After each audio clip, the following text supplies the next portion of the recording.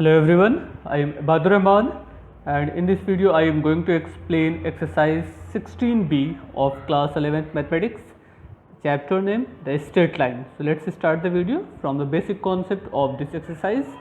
First of all, equation of a straight line parallel to the x-axis at a given distance from it, or you can say that at a given point through which the line passing. Suppose we have a point P whose coordinate is x, y and a line passing through the point x, y. अब देखिए आपके पास दो option है, या तो इस point से जाने वाली लाइन x एक्सिस के पैरेलल हो या तो फिर y एक्सिस के पैरेलल हो। अगर से लाइन x एक्सिस के पैरेलल है, सपोज कर लीजिए ये पॉइंट आपका यहाँ पे इन्होंने x, y लिया है ना। अच्छा, और इसकी डिस्टेंस कितनी x एक्सिस से b है, तो आप कह सकते हैं y and b are same. Suppose ये आपका कार्टेशियन प्लेन है तो y and b are same. तो अगर से डिस्टेंस x एक्सिस से b है तो y is equal to b हो गए। Distance from x axis y कहलाती है and distance from x axis distance from y axis x कहलाएगी। तो अगर से इस पॉइंट की डिस्टेंस x एक्सिस से b है और ये लाइन आपकी पैरेलल टू x एक्सिस है, तो equation of line is equal to y is equal to b। But suppose कर लीजिए एक ऐसी लाइन होती जो कि आपकी y एक्सिस के पैरेलल होती है और उसकी डिस्टेंस y एक्सिस से क्या होती है a, तो इक्वेशन ऑफ लाइन क्या होता है x is equal to a। ठीक है, आइए नेक्स्ट डायग्राम देखते हैं कैसा होगा। ये सपोज कर लीजिए आपके पास ये कार्टेशियन प्लेन हो गया, एक ऐसी लाइन जो y एक्सिस के पैरेलल है एंड उसकी डिस्टेंस कितनी है y एक्सिस से a, ये दिया ना a, तो x is equal to a हो गए। तो equation of line x is equal to a। इसी इक्वेशन ऑफ लाइन को आप इस तरीके से भी लिख सकते हैं। सपोज कर लीजिए ये आपको कार्टेशियन प्लेन है x dash y and y dash, ये positive direction, negative direction, y positive direction, y negative direction and here suppose as a origin. कोई एक पॉइंट यहाँ पे P ले लें जिसकी डिस्टेंस ये सपोज कर लिया जाए a एंड ये डिस्टेंस b है, इसको a और इसको b सपोज कर लें, तो इसका पॉइंट का कोऑर्डिनेट क्या हो जाएगा a, b ना।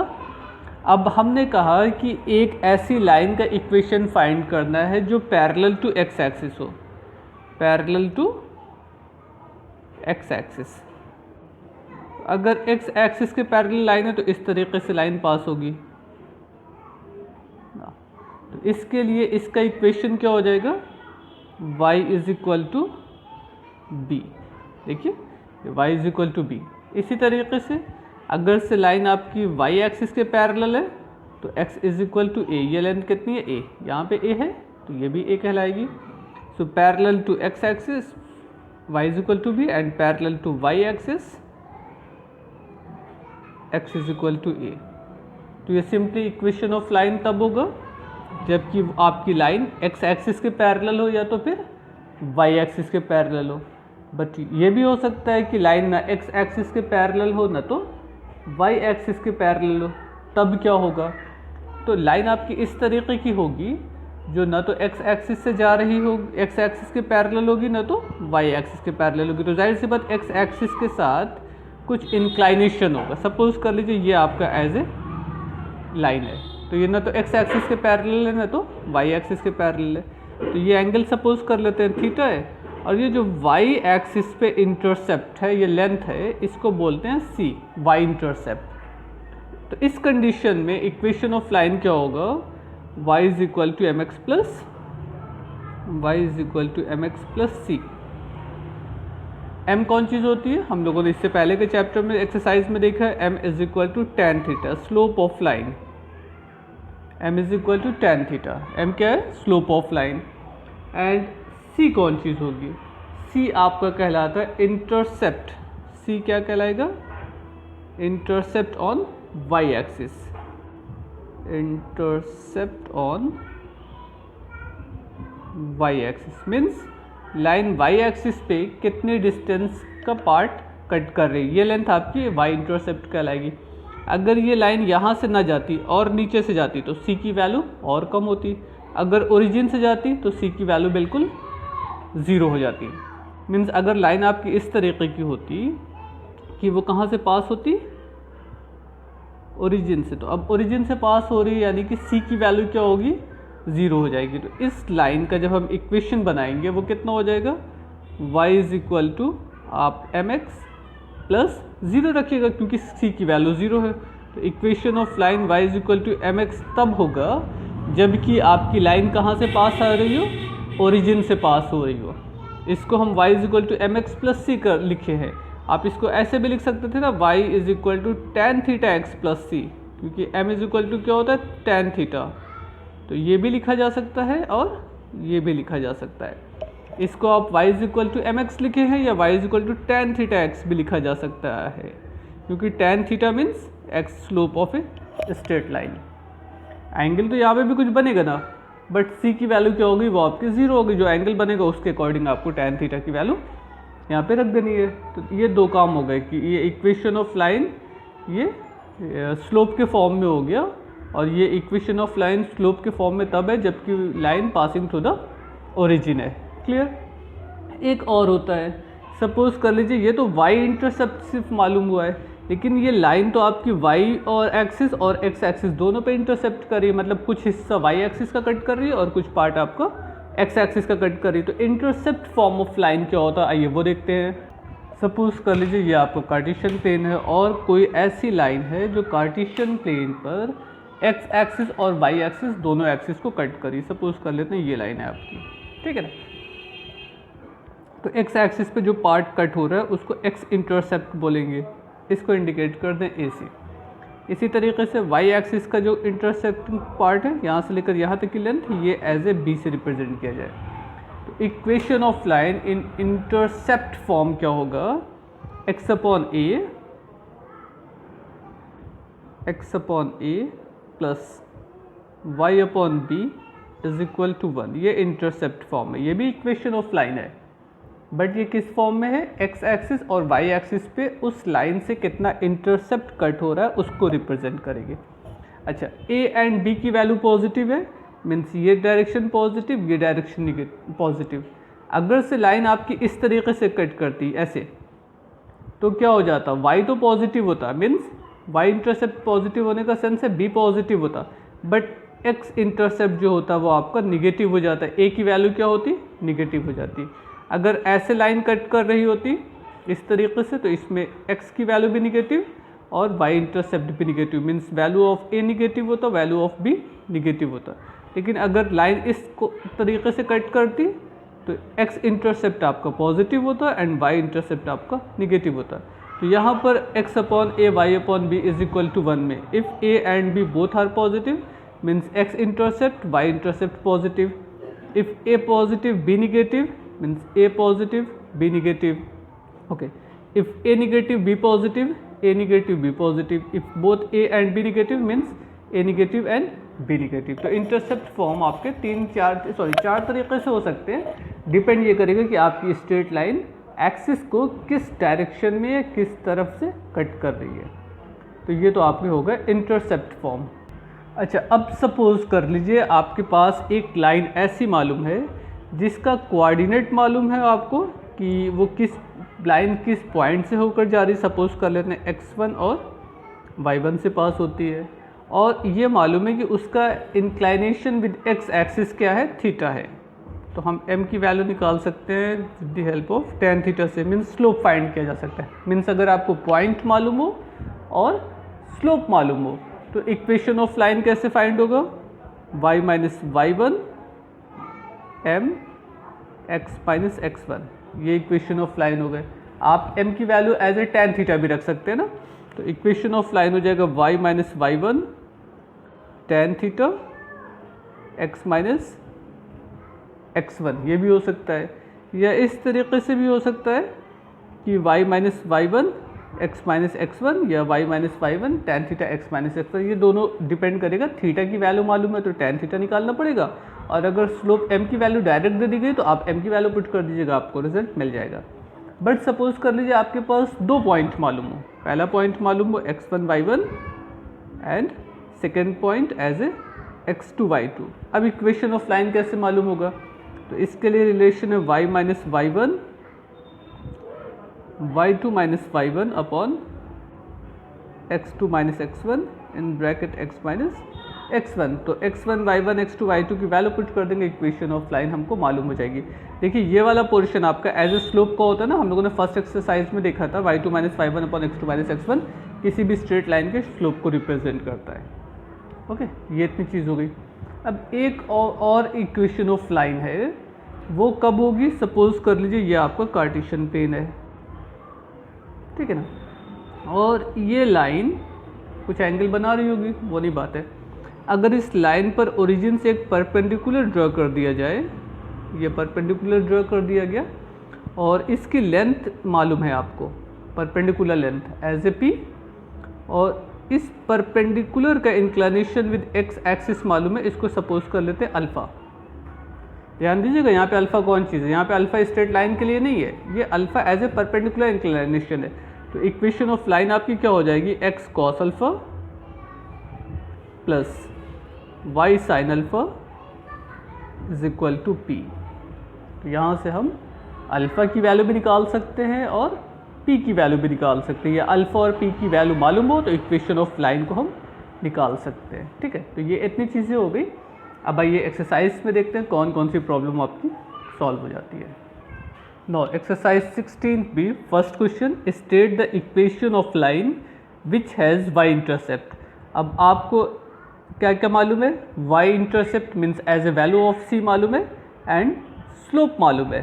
Suppose y intercept two slope 7 means c and m की वैल्यू मालूम है, तो y is equal to m x plus c में m is equal to 7 and c is equal to 2 put कर दीजिएगा, आपको वैल्यू मिल जाएगी c and m, c and यहाँ पे थोड़ी सी कंडीशन अलग है। थर्ड पार्ट सॉल्व कर देता हूँ। फर्स्ट एंड सेकंड पार्ट में तो सिंपली आपको m एंड c की वैल्यू पुट करनी है।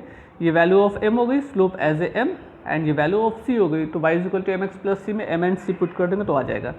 Now in third part -1 as a y intercept mean c and is parallel to this. देखिए यहाँ पे स्लोप ना देकर ये कह दिया है कि जो इक्वेशन ऑफ लाइन फाइंड करना है वो पैरेलल है इस लाइन के, तो जो इसका स्लोप होगा वही पैरेलल लाइन का भी स्लोप होगा। तो इसका स्लोप क्या होगा, इसको हमको फाइंड करना होगा। अब देखिए ये चीज़ें आपको मालूम है, वाई इंटरसेप्ट मालूम है, c is equal to -1 and जो लाइन फाइंड करनी है वो इसके पैरेलल है।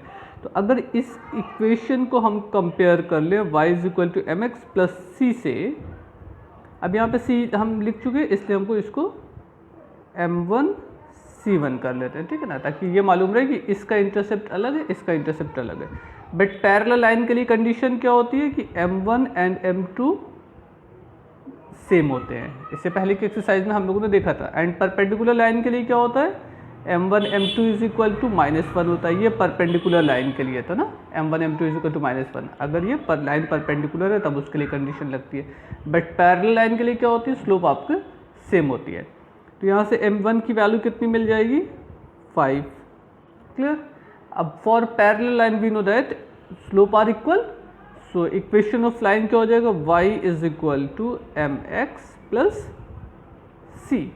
अब यहाँ पे हमको क्या करना है, m की वैल्यू पुट करनी है और c की वैल्यू पुट करनी है। y is equal to slope वही होगा and c is equal to -1, ये गिवन है, तो ये आपका आंसर हो गया। बस इतने काम करना था। फर्स्ट एंड सेकंड आप अपने से सॉल्व कर लीजिएगा। Now question number 2, what will be the value of m and c if the straight line y is equal to mx plus c passes through the point 3, -4 and -1, 2। अब आपसे कहा है इस इक्वेशन में m एंड c की value क्या होगी अगर से लाइन आपकी इन दो पॉइंट से पास होती है। तो जाहिर सी बात, लाइन अगर इन दो पॉइंट से पास होगी तो इसको सेटिस्फाई करेगा। So substitute the value of x and y दोनों पॉइंट को अलग अलग रखिएगा तो आपके पास दो इक्वेशन मिल जाएगा। फिर दोनों साइमल्टेनियस लीनियर इक्वेशन को आप सॉल्व कर लीजिए, आपको x और y की वैल्यू मालूम हो जाएगी। Find the equation of a straight line through the given point P and having the given slope m।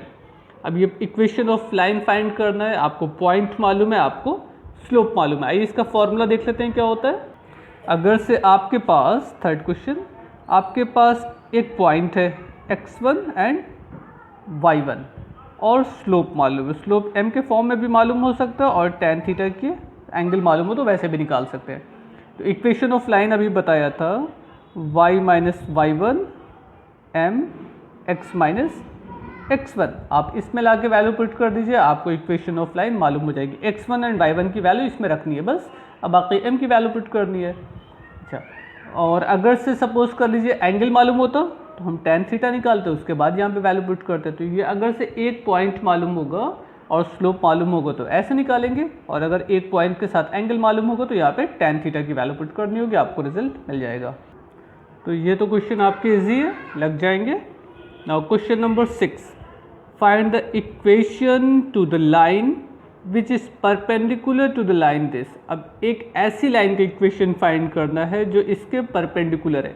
जहाँ पर भी पैरेलल या परपेंडिकुलर की कंडीशन दे, मीन्स आपको पहले तो इसका स्लोप निकालना है। अगर पैरेलल होगी तो m1 and m2 are same. If line is perpendicular to the given line then m1 m2 is equal to -1। ये दो मेथड से आप सेकेंड लाइन की स्लोप फाइंड कर सकते हैं। At the point when it meet x axis. अब आपसे कहा है उस point find the equation of line which is perpendicular to the line this at the point where it meet the x axis. ये point x axis को जहाँ पर cut करती है वहाँ पर इक्वेशन ऑफ लाइन आपको फाइंड करना है। आइए पहले इस क्वेश्चन को थोड़ा सा लिखते हैं, फिर देखते हैं कैसे सॉल्व होगा। अब देखिए, अगर से यहाँ से हम इक्वेशन ऑफ इस लाइन का ये फाइंड करें कि इसका स्लोप क्या है, तो इसका स्लोप क्या हो जाएगा, m is equal to minus multiple of x या coefficient of x divided by coefficient of y। तो इसको जब हम सॉल्व करेंगे तो हमको मिल जाएगा b/a। ठीक, आप इस फॉर्म में ला दीजिए, हम इसको ओवरऑल सॉल्व करें तो हमें मिल जाएगा।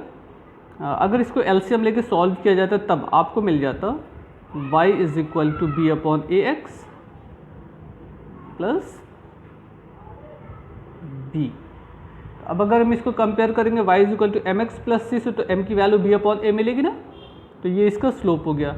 अच्छा, परपेंडिकुलर लाइन का स्लोप कितना हो जाएगा, ये परपेंडिकुलर लाइन का अगर हमें स्लोप निकालना होता, सपोज कर लीजिए m2 is equal to -1/m, ये होता ना, तो ये कितना हो जाएगा -a/b, क्योंकि m की वैल्यू b/a है तो इसका रेसिप्रोकल करेंगे तो -a/b आ जाएगा, -1 फॉर्मूले से आ रहा है। ये हो गया स्लोप मालूम हो गया जो आपको इक्वेशन ऑफ लाइन मालूम करनी है। लेकिन आपसे कहा है कि ये लाइन x एक्सिस को कट कर रही है, तो एट x एक्सिस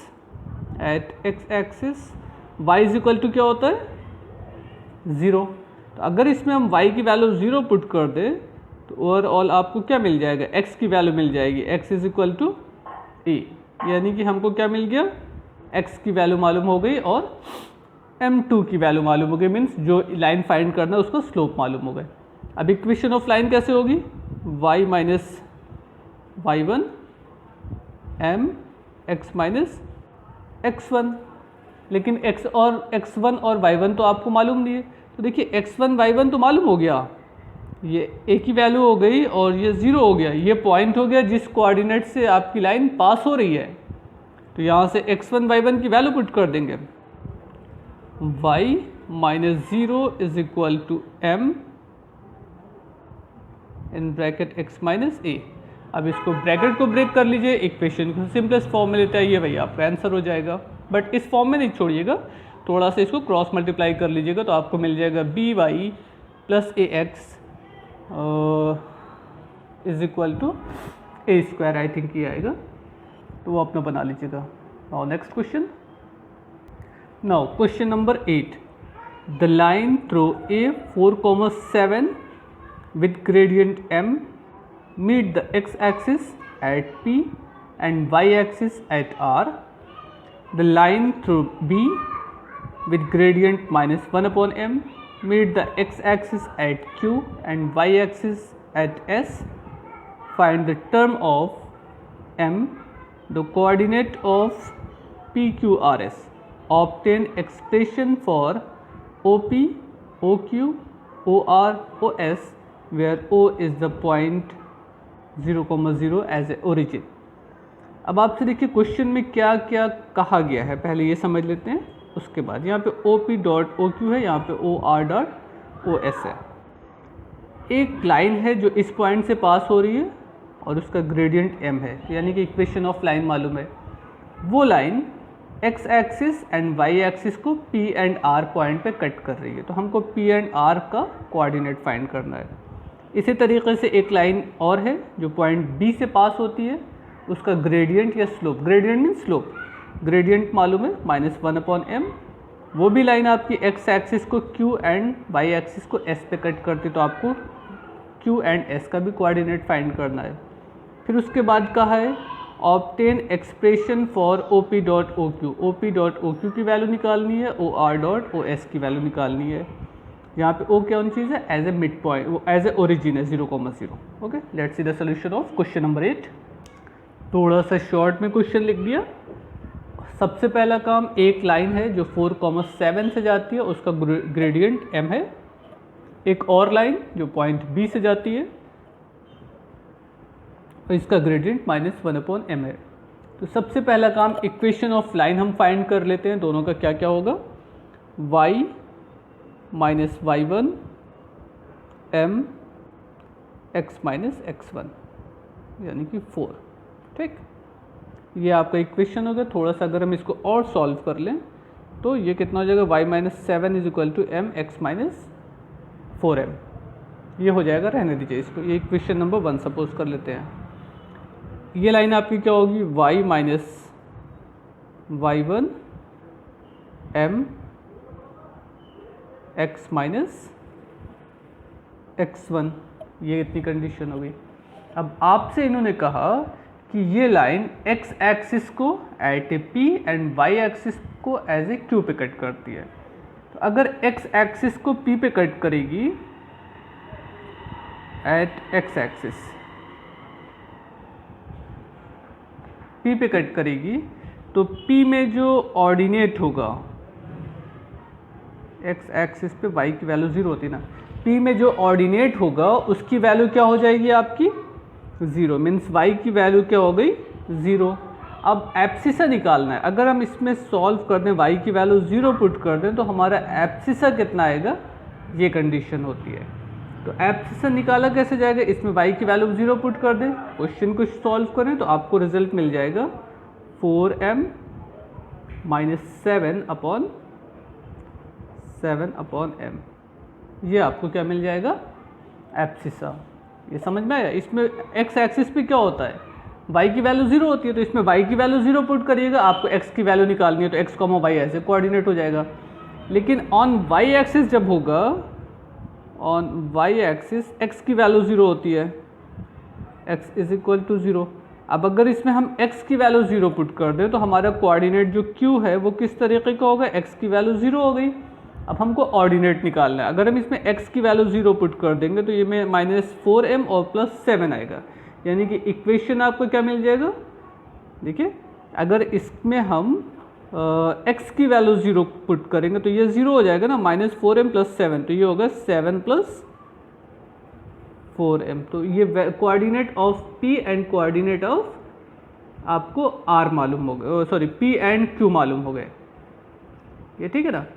अच्छा, अब आते हैं इस लाइन के लिए। इस लाइन के बारे में बोला गया था कि ये भी लाइन x एक्सिस और y एक्सिस को कहाँ पर कट कर रही है, नहीं, ये पॉइंट आपका था P एंड R, सॉरी, ये पॉइंट है आपका R, ठीक है ना। अच्छा, तो R कितना हो गया, 7 माइनस 4m, 7 माइनस 4m। ये लाइन आपको x एक्सिस को कहाँ पे कट कर रही है, Q पे। तो on x axis again y is equal to 0। अब इसमें y की वैल्यू 0 पुट करेंगे तो हमको कोऑर्डिनेट ऑफ q मालूम हो जाएगा। y की वैल्यू तो 0 हो गई, ठीक है ना। अब इसमें y की वैल्यू 0 पुट करने पर आपको एब्सिसा की वैल्यू निकालनी है ना, तो वो कितना हो जाएगा 3m + 8, 3m + 8। आप वैल्यू पुट करके सॉल्व करिए, आपको रिजल्ट मिल जाएगा। ऑन x एक्सिस हो गए, on y axis x is equal to 0, यानी कि अब यहाँ से कोऑर्डिनेट ऑफ s मालूम हो जाएगा। x की वैल्यू 0 रख दिया जाएगा तो हमको y की वैल्यू मिल जाएगी। ये कितना हो जाएगा 3m + 8 upon 3m + 8 upon m। यानी कि हमको पी क्यू आर एस की वैल्यू मालूम हो गई, ठीक है ना। अब आपसे कहा है कि O P dot O Q निकालिए। अब ज़रा सा हम इसके लिए आते हैं डायग्राम पे। देखिए, सपोज कर लीजिए ये आपका एज ए ओरिजिन है, Cartesian plane and origin. Point P कहाँ होगा, ऑन एक्स एक्सिस, यहाँ पे सपोज कर लीजिए कहीं है। पॉइंट आर कहाँ होगा, आर की वैल्यू मतलब वाई की एक्स की वैल्यू 0 है, सपोज कर ले पॉइंट आर यहाँ पर है ना। ये पॉइंट पी हो गए, ये आर हो गए।